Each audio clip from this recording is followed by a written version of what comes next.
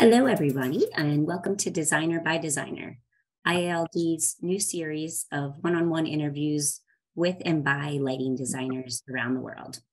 My name is Chelsea. I am the IALD coordinator of Philadelphia. We're excited to welcome you to the 15th interview in the series with Uno Lai, IALD, and Stephen Hoppe, IALD. Before we begin, we would like to thank our sponsors.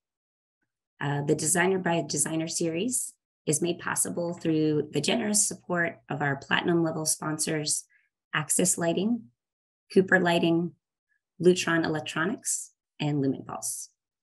Also, our gold level sponsors and our silver level sponsors. Today's interview is being broadcast on Zoom and is being recorded and will be available later to view on YouTube. Uno and Stephen will be happy to answer any questions at the end of the interview. So if you're watching with us on Zoom, please use the Q&A option throughout the interview. Now it's my pleasure to introduce Uno Lai and Stephen Hoppe for the 15th interview of IALD's Designer by Designer. Thank you, Chelsea, and hello, everyone. Hello, Stephen. Hi, Uno. How you doing? I'm good, thank you. How are you? I'm well. Thank you. So thank you, everyone, for joining us. And today, I think, Stephen, we are so happy to have you. So first of all, we like to start from a kind of an icebreaker with some quick questions, if you don't mind. Like, do you prefer cold or warm? Cold temperature, warm lighting. Cool. How about white or color? Color 100%, but I don't get to use it much in my design anymore. Because I know you have many fantastic, amazing photography works. So that's probably you. Yeah, my photography is very colorful, so I get my kicks out that way. Yeah. Cool. Okay, last one. Day or night? Oh, nighttime. Yeah. Nighttime, sure. Yeah, we are all night people. It's 9 a.m. here. That's difficult for me, but we'll make it through. So where are you? Which city you are in right now, Stephen? Yeah, so I'm in Philadelphia. I currently work for Urban Outfitters, a large retailer. We have a bunch of different brands that I design for: Urban Outfitters, Anthropologie, Free People being the main three. But we're headquartered here in Philadelphia. So my office is down at the Navy Yard. It's a very cool facility. It's a repurposed U.S. Navy building. So they were built during mostly pre-World War II up to World War II. But they do still use it as a Navy Yard. So we're kind of intermingled with some Navy use. And it's really, really great campus to work at. Yeah. Oh, that's very, very special. And your division, you say there are 3 people in your department, right? Actually, so I work on a team with right now about 5 other people. So we have a design lead, and then there's 4 other people that have an interior design background, and me as the lighting designer. And we're the entire design firm, if you will, for the entire company. Wow, yeah, that's 6 people is a decent size. So basically, you're mainly focused, or you're only doing lighting. I only do lighting, yeah, and the rest of my team, takes care of the rest of the interior designs for the stores. Yeah, and exteriors too. Actually, we're doing a project right now where we designed a few, ground up buildings. So every now and then we get something more unique, and we're not architects, but we do the design and then pass it to our architect of record, who we work closely with, and they actually produce like final documentation for us. But it's yeah, go ahead. So Stephen, would you share with us? I think that's a very special because I heard from some of my friends, they also have an in-house design team which serve like basically all their facilities. So I know because you also work for other lighting design firm before. So I was wondering, could you compare like what's the difference working for a lighting design firm versus working for a brand, Yeah, a corporate? Yeah, so my career started about 15 years ago in architectural lighting. Before that, I was a theatrical designer. So I spent a few years stage managing and doing, various lighting designs at theaters around the region. But when I switched over to architectural design, I worked for a firm, the Lighting Practice out of Philadelphia. Great firm. If you don't know them, you should. They kind of took a chance on me, and it was great. And I got a lot of on-the-job training in the world of architecture. But our client base was diverse and varied. I did anything from hospitality, like hotels and restaurants, office buildings. It's actually a beautiful office building at the Navy Yard where I work. So I drive by it every day, that I designed about 6 years ago. It was like the first double LEED platinum building in Pennsylvania. So, it was all over the place, hospitals, a wide variety of work, and some retail for sure. But you'd be dealing with different clients. You had the dynamic of lots of lighting designers in one room. And over time, I had kind of rose through the ranks and became a project manager and then an associate.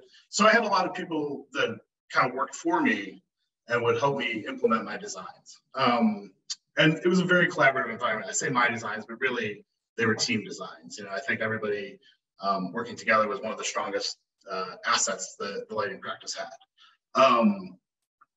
But all that said, I felt like I was kind of getting away from doing design work, and I was doing more management work and client relations kind of things, which is not, for me, the most exciting part of what we do.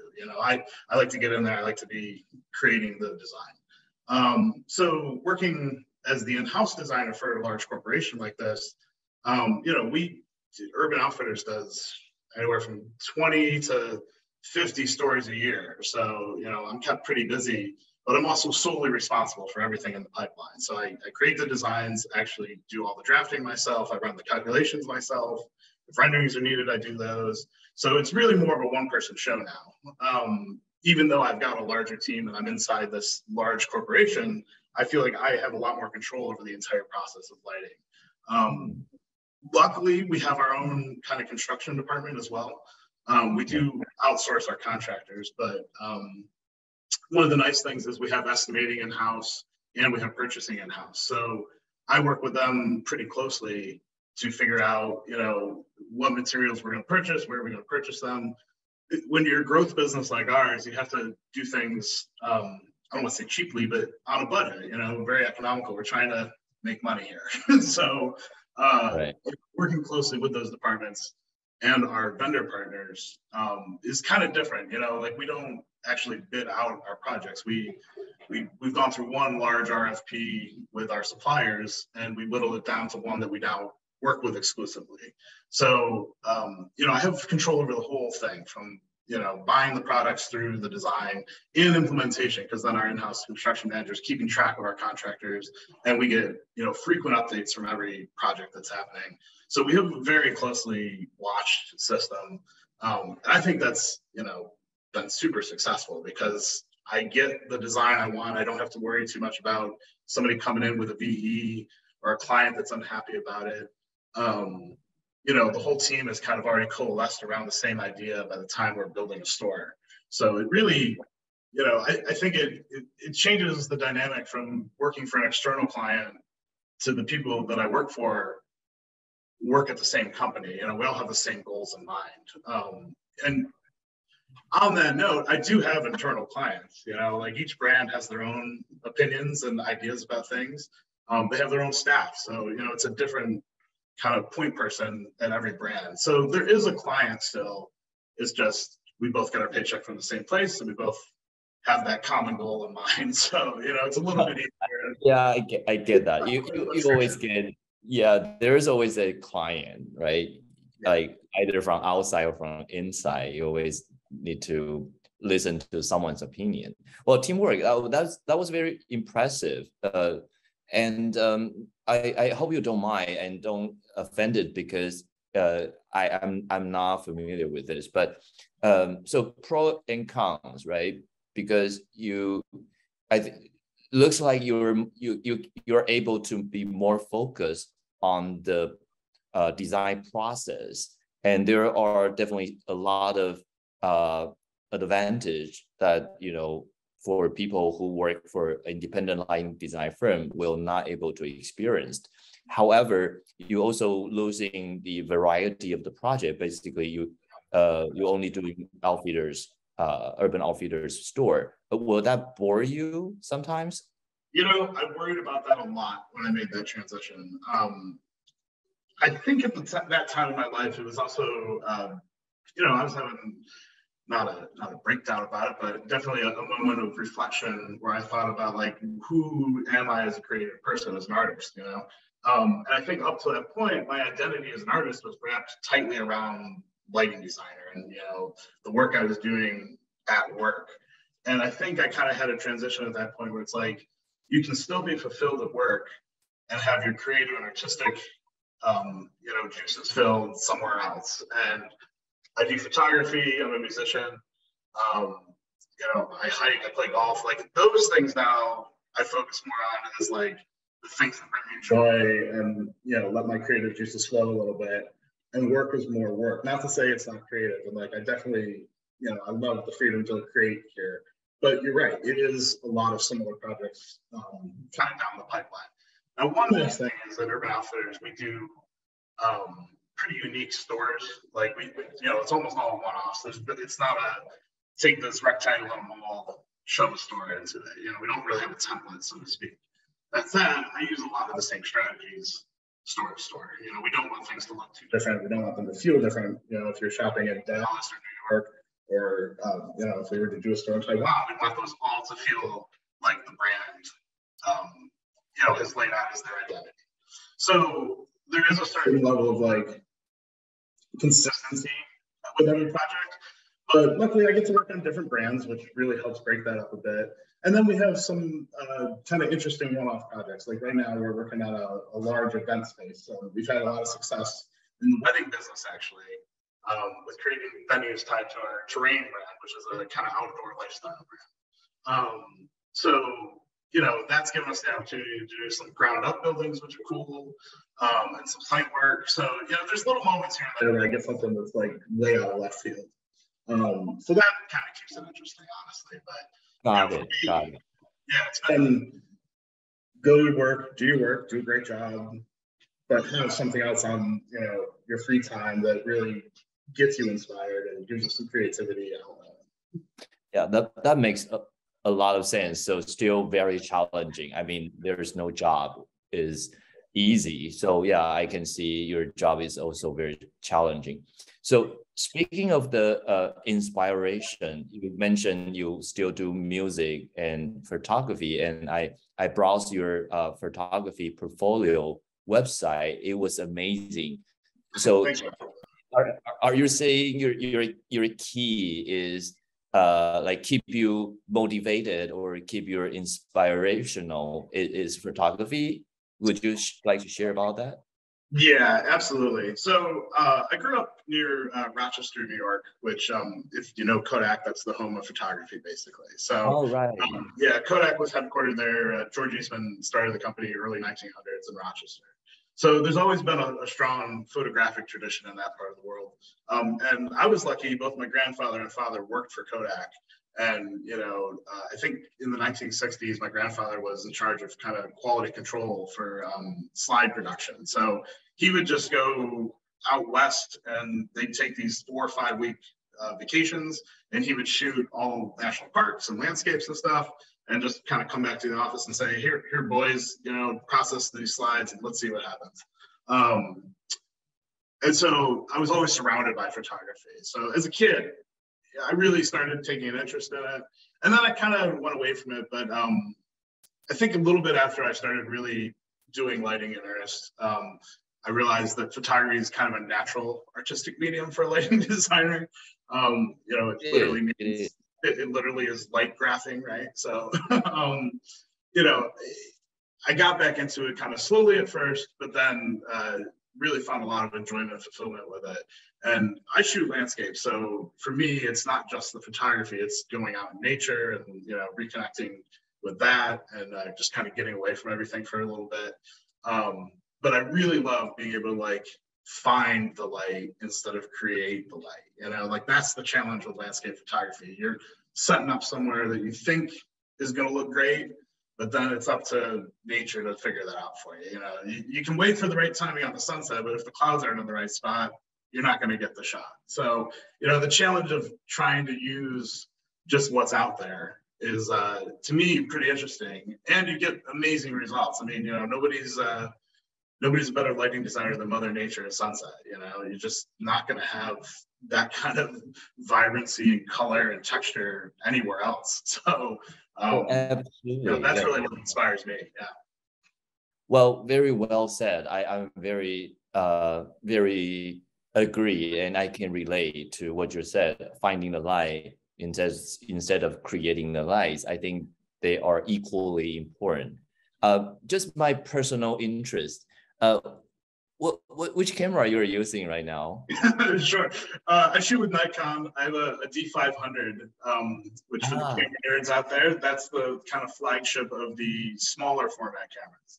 And the reason I do that is I hike with my camera. So rather than a 2-pound camera, a 1-pound camera actually saves you something. So, you know, I do that, and then I use mostly wide angle lenses. Right now I'm using a kind of boutique lens called an IRIX, IRIX. It's 11 millimeters, so it's like 150 degree kind of angle. And it's challenging to shoot with that. You have to find something in a good foreground and then a beautiful background. So, you know, I like to have to hunt a little bit when I'm taking photographs. You know, like it's a very active art for me. You know, once you get to a place, it's moving around, trying to find that right angle, trying to determine where the sun's going to finally be when you're ready for the shot. But yeah, I'm a Nikon system with a variety of different lenses right now.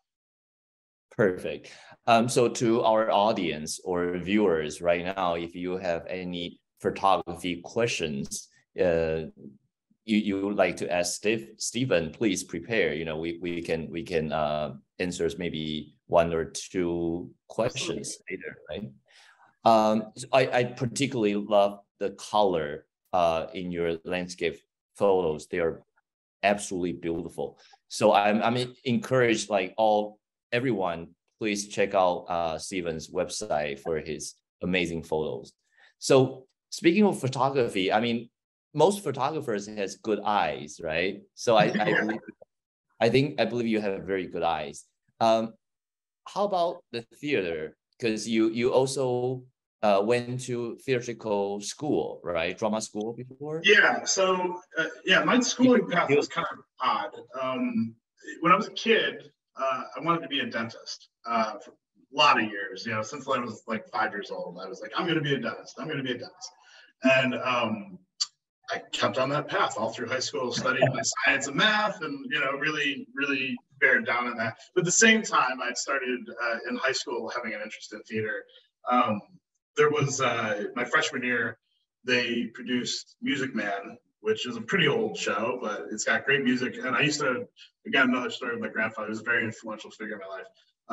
But he used to drive around, he'd have that on a cassette tape that we would listen to. So when the school was producing it, I was like, oh, well, I'll try out for that. And so I started doing some onstage stuff, but quickly gravitated towards the lighting fixtures and the light board. You know, it was something a little more technological and something fun to play with. And so when I went to college, even though I was still focused on the science things, I happened to go to a great school for theater as well. So I went to Muhlenberg College, which is a little bit north of Philadelphia in Allentown. And I got really lucky that they just were a fantastic theater school. They had great facilities. They had just built a brand new theater the year before I went there. So we had all this new equipment. For people that know, you know, it was like a full batch of Source 4s. It was like the state-of-the-art stuff in the year 2000. So, yeah, dating myself a little bit there. But, you know, it really, I started dabbling in it, and then I'd spend more time there, and then you realize all your friends are over there, and then you realize maybe you have some aptitude for this, and you actually, you know, create some interesting designs. And I was fortunate enough to have some great mentors over there as well.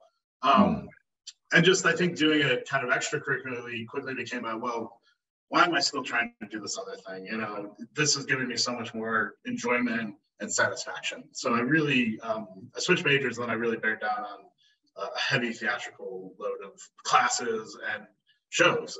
You know, the great thing about my school was we produced shows. So, you know, I think some theater schools, it's more, you're lucky if you get to actually work on the shows. But at Muhlenberg, I did tons of shows, dozens, you know, in my couple of years there. So it really was a kind of, again, like on the job training. You know, the best way to learn is to do.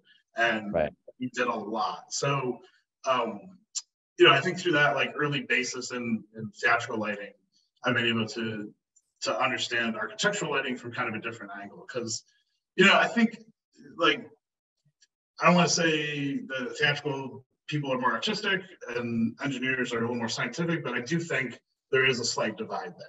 And I think the best combination is when they work together. And then again, that's when I went to lighting practice. We had a mix of theater people and architectural engineers, and the bouncing of ideas together worked great, you know, because you have people on a team that come from different skill sets, and that always creates a stronger design, in my opinion.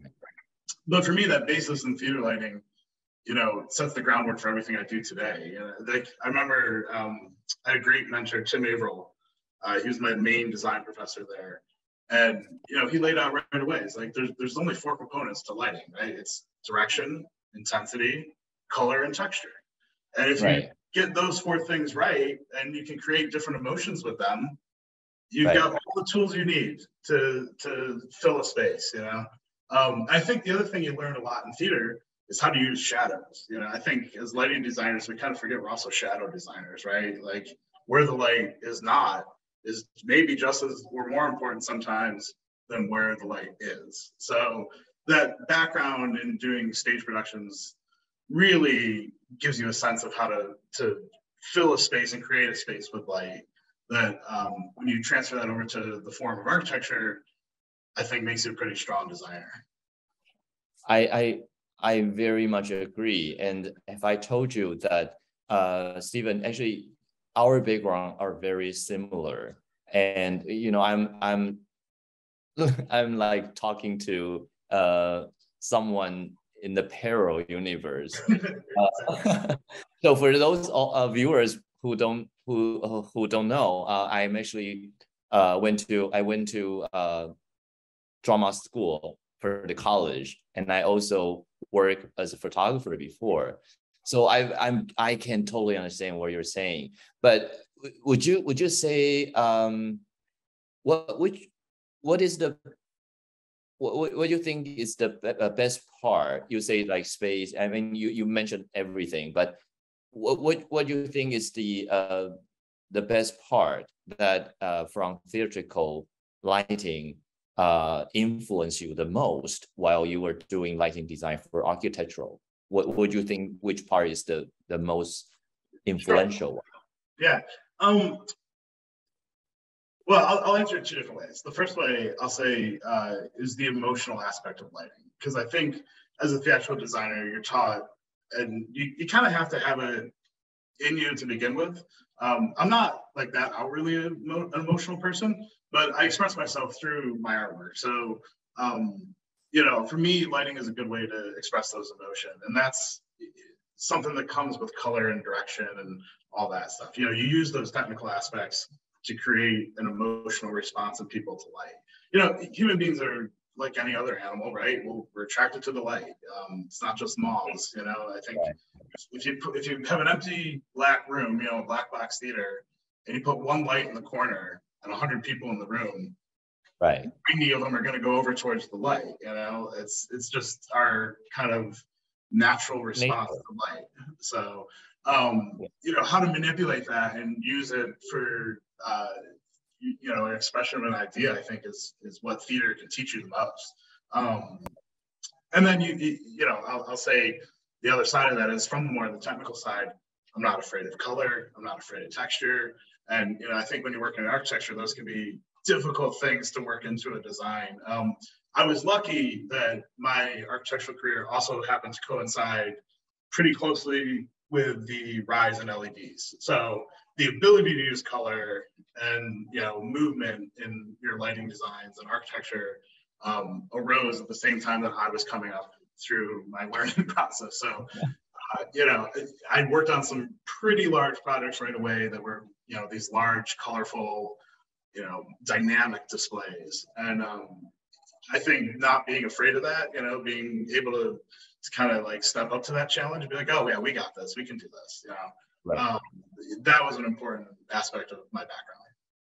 Fantastic. So emotion, right? Emotional. I mean, like, do you feel that's also something you like when you, because you are designing retail lighting mostly. Yeah. So I assume in retail, I think the most successful lighting is to get people excited or to get people like have the emotion or motivation to shopping, right? Would you like to talk about like was that different? Sure. From I mean, other... Yeah, like I said, almost all light is emotional in some aspect. You know, I mean, even walking into an office, like, how do you feel about it? If it's a cold, fluorescent lit, you know, just in a ceiling 8 feet above you, you're going to have a certain response to that. And it's usually not a good one and a positive one. So, you know, like it can influence how you feel quite a bit. And you're absolutely right. In a retail environment, I think a huge key is making people feel comfortable. Maybe, you know, a little element of fun here and there. But, you know, just in general, lighting that is happy and it's bright and it's, you know, in the case of what we do, it's often a nice warm white. And, you know, you walk into one of our stores and you kind of, the things that are highlighted are maybe the things that the products that you'd be most interested in, you know, or like the displays. We have an amazing network of artists that create displays in a lot of our stores. You know, we're not constantly sending out like a kit of here, put this up for this month. We actually have local artists in many of the stores, and they create these amazing one-off pieces. And so, you know, having lighting surrounding that and bringing that to the forefront of your experience, I think just enhances what it is to go shop in one of our stores. And our brands in particular are very experiential. You know, there's a reason we still build stores and it's not all online. It's because people that are coming to our stores are looking for more than just a place to buy a t-shirt. You know, they want to walk in and they want to experience the culture of it. And they want to, you know, see other people like them experiencing that. And they want to connect with those people. So the lighting serves the purpose of, you know, finishing out that environment and leading people through that experience. I think, you know, in retail especially, you really should be concerned with the story of the space and the pathways and like how to lead somebody into your space. I think all lighting, good lighting starts with a story. You know, it can be abstract, it can be weird. That's something that Al Borden at the lighting practice like hit me over the head with, and he was right. That's like one of the best pieces of advice I've ever heard is create the story, even if the audience doesn't know it. You know, it's if you make it real for yourself, it'll be real for the audience. You know, and I think I'm saying audience because that's kind of how I think. It's like, you know, they're customers, they come in and experience it, but really for me, it's like that's the audience I'm playing to. With the oh yeah. I am that kind of people.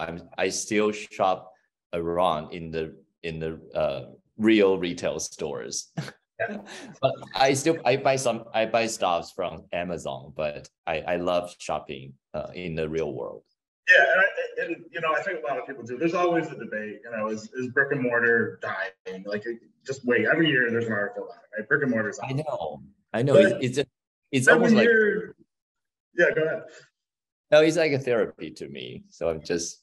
Yeah, and that's the thing. I think, you know, especially in America, as you see the modern mall environment change significantly over the last 10 years, and I think the pandemic obviously had a huge influence on that. They're gearing more towards experiences. You know, it's not the mall of the 1980s. It's just about shopping, and it's kind of ugly overall. You know, now they're making spaces that draw you to them just for the fact that they exist. You know, it's the amount of money that's being spent in some of these structures is incredible. There's one pretty close to me near the MetLife Stadium in New Jersey. It's a giant complex, and you know, there's indoor skiing there. There's go-karts. There's all these activities, and you go and there's, you know, thousands of people experiencing this place all together, having fun, yeah, getting that like happiness therapy out of shopping. And you know, I think that can be dangerous for some people. But at the same time, my job is to create a space that people can enjoy while they're in that. So you know, that's kind of like the commitment I make to my work, is making sure that all of our spaces kind of have the same feel. Like, you know what you're going to get. Like, the expectation for that experience matches what the reality is. I totally agree. I cannot agree more. So your job, does your job requires a lot of travel?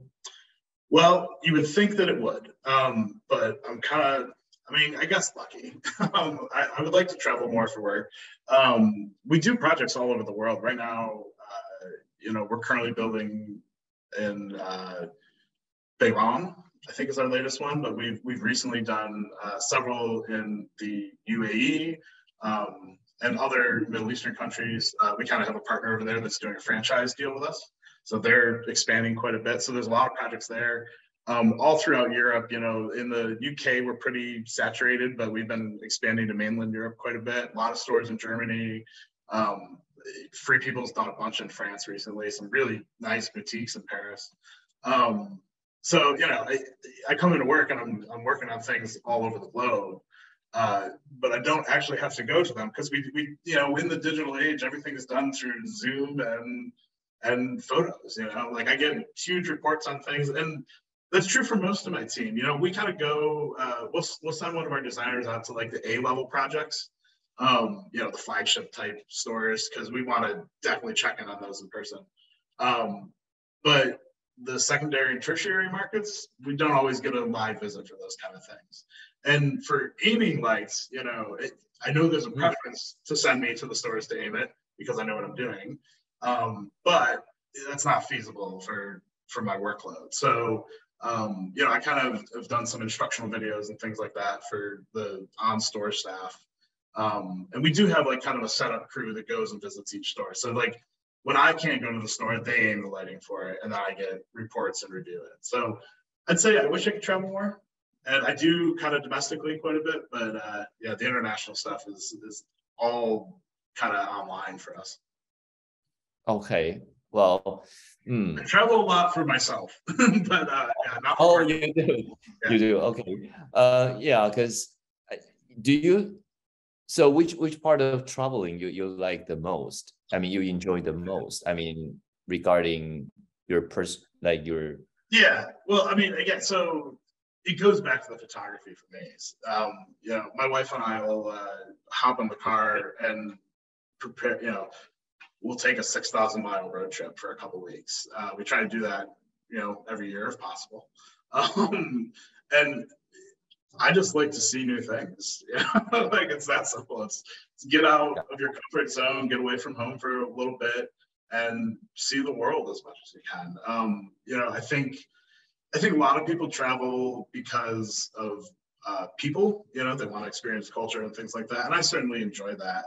But for me, it's more about place, for sure, and natural places in particular. So a lot of my travel is centered around national parks. I've been to 18 of the ones in the U.S., and you know, for me, it's like getting back out in nature, resetting the power button a little bit, and you know, just waking up in a tent at sunrise and going out and shooting some photos. You know, but yeah, seeing what's out there in the world and seeing all the different aspects of the world is what I like, maybe a little bit more than the cultural aspects of it. Cool.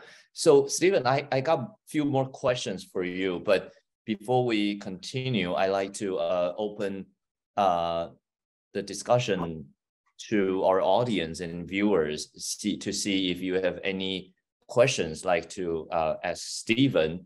Now is the time. You can type in your question, and then we can see it from here, and then Stephen and I can answer your question.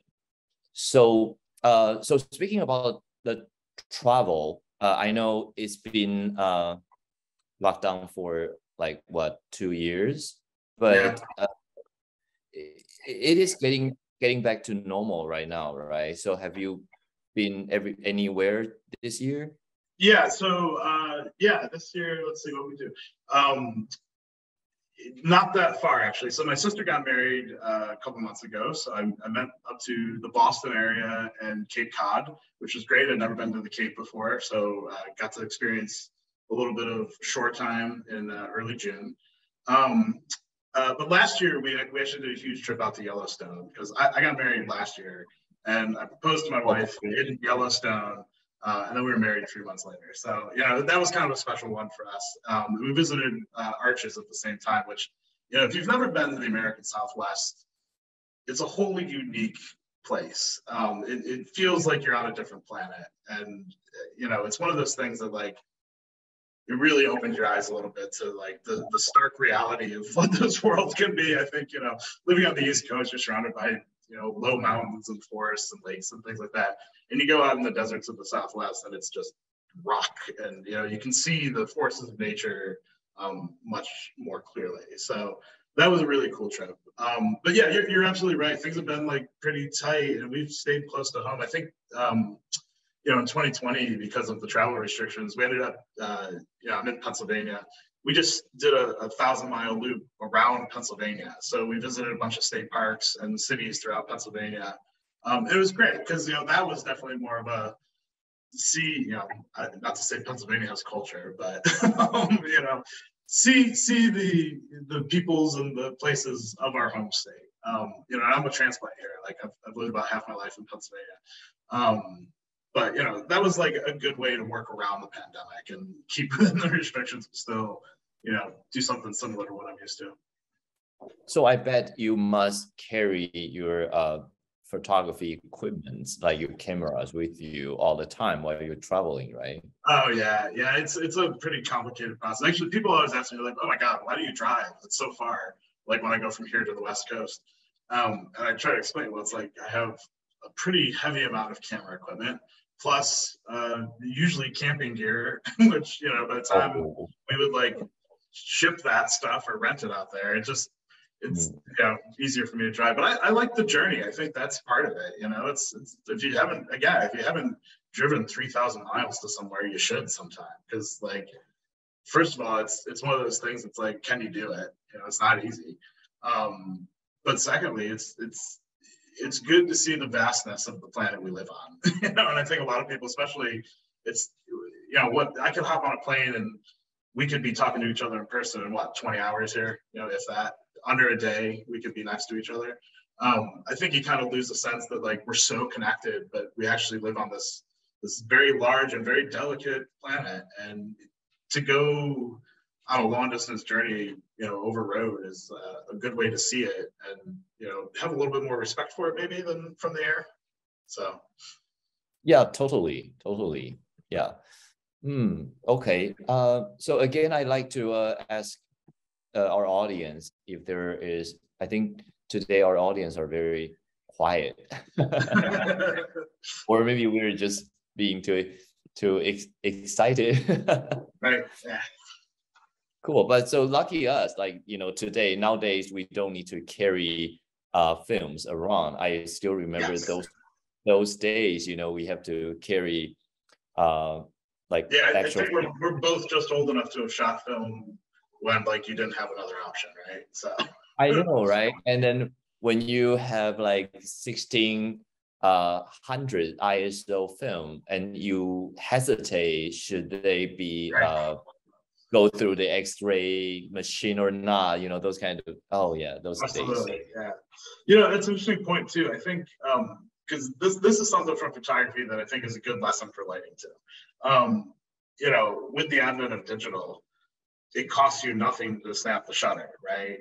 You get out there, click, click, click, click, click. And a lot of people, that's their photography. They just put the camera there and click, click, click, click, click, and just spray it and see what you get, right? I think you should take a little bit more careful time setting up a composition, doing the minimum number of exposures that you need, like keep your output low and high quality, a low amount, high quality. And I think that's a good, and then it's about editing too. It's, going through the 100 shots you took, finding the 5 best ones. And I think a lot of designers, especially lighting designers, we kind of go overboard. You know, you want to put as many lights in, you want to do as much as you can, right? And sometimes a careful editing process is very useful to the strength of your design. Like taking away can be more impactful than adding in. And your clients will love you for saving them money. So it's kind of a win-win. But I've always thought that to be a really good designer or artist of any kind, you have to be an excellent editor, and you have to be able to kind of just destroy or take away some of your own work for the rest of it to be even better quality. So that's my little lesson is wow, that's beautiful. Learn how to cull your own stuff, because the last thing you want is somebody else coming in and ripping it apart. Do it yourself. Sure. So okay, I think we are close to the end of today's session. So before we close it, I think I have another question for you, if you don't mind. Yeah. Do you have a favorite quote in the lighting design field, like, you know, that enlightened you the most or inspired you the most? Yeah, you know, I don't have a favorite quote, but I will. An experience I had at a conference. I believe it was an Enlightened America's conference, actually. You know, the particular session was like shadow and light, something like that. And I don't even remember. I wish I could remember. It's a great designer out of New York, and I can't remember her name, but she was leading the session. And it was almost all lighting designers in the room. And she just started off by asking us, like, okay, who likes light spaces, very bright? Like, who likes bright lighting? You know, and a bunch of people put their hands up. And then she's like, and who likes dark spaces? And sheepishly, you know, me and a couple other designers were like, yeah, me. You know, and I think that's one of those things. Is like, again, you have to remember as a lighting designer, you're crafting the darkness as much as you are the lightness. And you know, for me, that's always been kind of instrumental to creating a design. It's all about contrast, right? Like, life's no good on an even keel. You need highs and lows, and that's really what lighting is for me. Right. Yeah, that's all about contrast. Yes, I agree very much. So you said you're opening a store in China probably next year, right? Well, actually, so we plan to before the pandemic. Yeah, you know, I mean, I think everybody knows by now, like, the pandemic screwed a lot of things up. So yeah, we have plans to expand into China. It was a very exciting thing for all of us. But it did not pan out after COVID hit. So I hope we will someday, though. You know, I think we're kind of missing out of the Asian market right now, and there's a lot of people there that I think would be really into what we offer. So you know, I'm hopeful. It's definitely, I think, one of the hardest things with retail or any companies that are built on growth, right? Like, if we're to increase our profits, we can't do that in a location that already exists. You know, like a store that makes $3 million this year is likely to make approximately $3 million next year. You know, we're not all of a sudden going to be sending $4 million through a $3 million store. So, you know, the way to increase your profit overall in a company like this is you have to keep building new stores. Great for me. I work on the team that builds new stores. But you know, in the US right now, especially like with the Urban Outfitters brand, we're really saturated. We're in almost every market that has a market, right? You know, I did some cities that I had to look up. I was like, I don't even know where this is. So I think because of that, we're always looking for opportunities to expand to new areas of the globe too. Just because you know, if you continue to grow, you eventually run out of room, and you got to constantly be looking for that next place to be. So I'm hopeful. I would love to do some projects for that way. Let's be hopeful together. I will pray for you. I think China is very, very fascinating place, and I will be very looking forward to see your store open in China, and probably I can see you in person.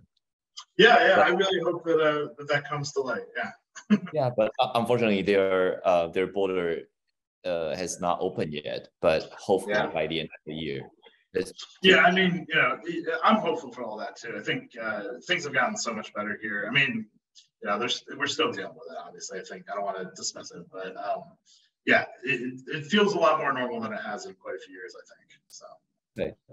So before we close today's interview, do you have any other thoughts you want to share with us?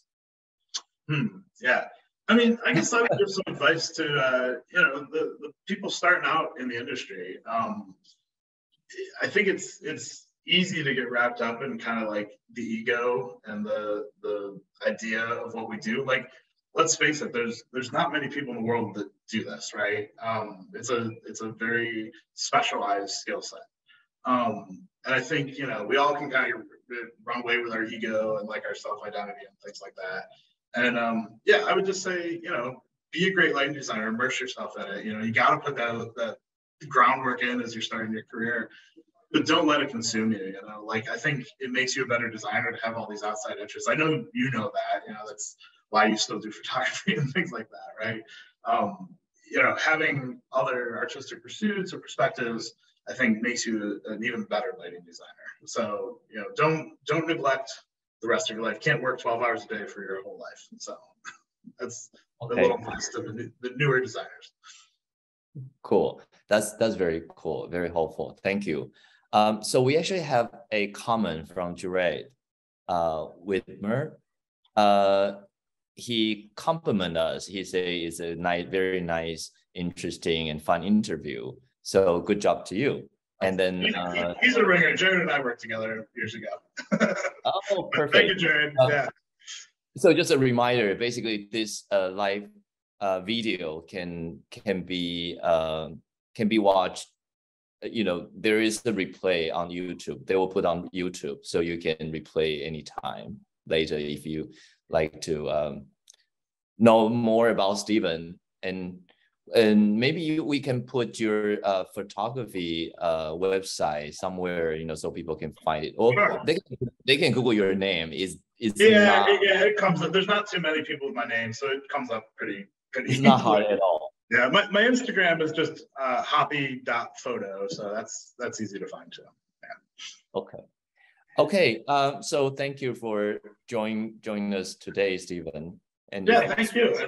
And I'm excited to. So I know the other part of this is I get to interview somebody else now. I don't know who yet, but I'm excited for that next week. So yeah, this is great. Thanks so much, Uno. I really love this. My pleasure. All right. Thank you. Thank you, guys. Thank you, Uno and Stephen, for this awesome interview. Be sure to join us again for our next Designer by Designer, as registration to join us on Zoom will open soon. And of course, you can always watch any of the Designer by Designer videos on IALD's YouTube. Make sure to subscribe. And then thanks again to our sponsors for today's audience for watching. Please stay tuned and see you next time.